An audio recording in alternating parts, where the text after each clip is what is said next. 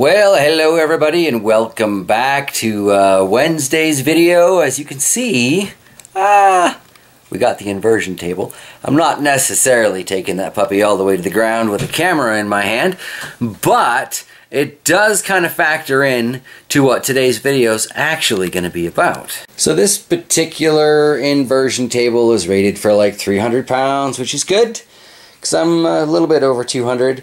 Was totally easy to put together, came in a million parts and was kind of daunting at first.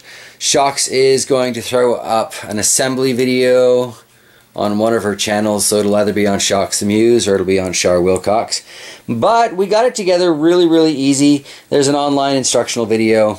This is all good, and I can already feel how it's going to help with my knee and my back. So that is fantastic. But it left me with a bit of a recycling issue because it showed up in this massive box here. And, you know, we don't exactly have a great recycling program here in town. So what I'm going to do with this is we're actually going to start one of those no-dig, no-till kind of bed situations. Seems to me this is plenty wide enough to hold, at least 3 rows, possibly 4 of garlic. And it's getting on time to plant fuzzy moment. Getting on time to plant garlic as I understand it. Next couple of months anyway, and it needs to be in the ground over the winter and kind of mulched up anyway. These are all things I like to do, you know, mulch. I throw mulch at all kinds of plants. So, we're going to take these outside, get started with the first layer of clippings in there. So here we've got the Chaos Garden right now. Probably going to end up putting these here, and my hope is, because they're going to end up being a raised bed situation by the time everything's piled into them, that as the winter snow melts, they shouldn't, well, end up like little swimming pools like these dug-in garden plots do. Looking at this, and you know what I need? I need goats. That's a whole different story though. Interesting thing to research, very useful animal to have. So yes, I guess the next step for prepping these no-till garlic beds, gonna have to actually line them up nice and square, and then it's time to mow the lawn, start filling them up. Pretty easy really.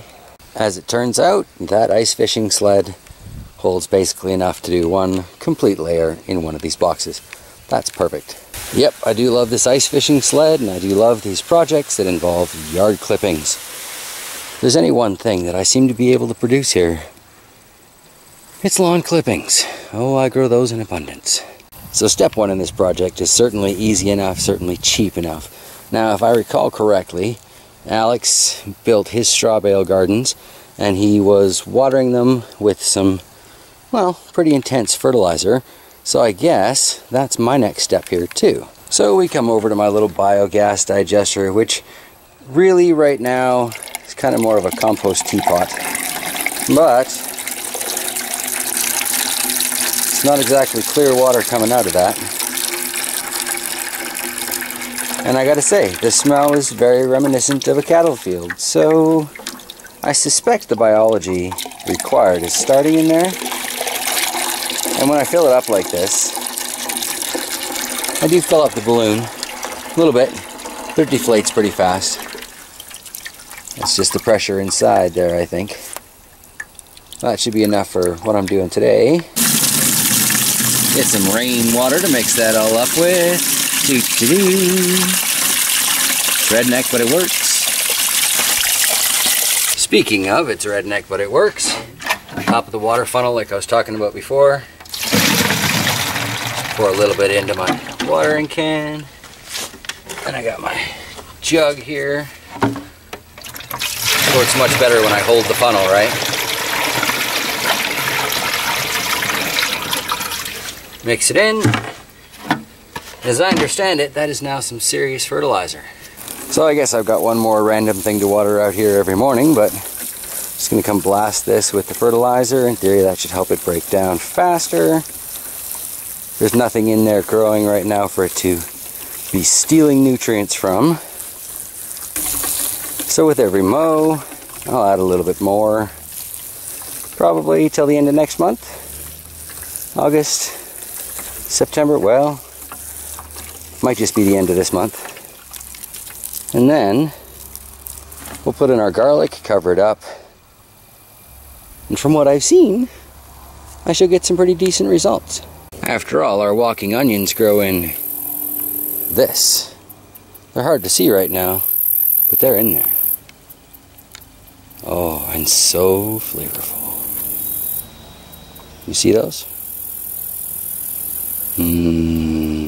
So because of the ridiculously slow decomposition rate of my compost out here, I end up with lots and lots of lawn clippings from our half acre.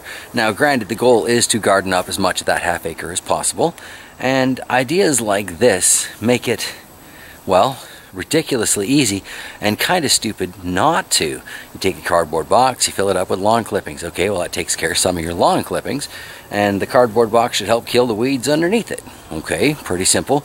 Cardboard boxes line up pretty nicely into rows too.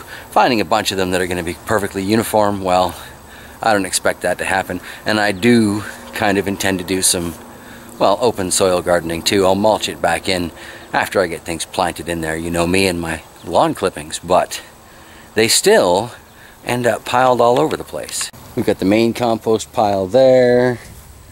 We've got some landscaping cover-up issues going on here.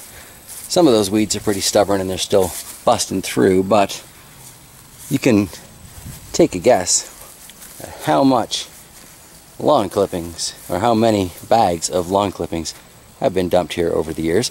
And then lots of them got used up to make the surface for that, and yet still got twigs on top of it right now, but underneath those green branches there was, wouldn't you know it, more lawn clippings. And all the way along the back fence, more and more and more. And another curved compost that we're working on to kind of define the garden on the other side of the onions there. So yeah, any project I can come up with that will utilize these, turn them into a resource instead of, well, a pile on my yard, is fantastic. And that's a big part of why I'm, well, getting so heavily involved with the biogas experiments too.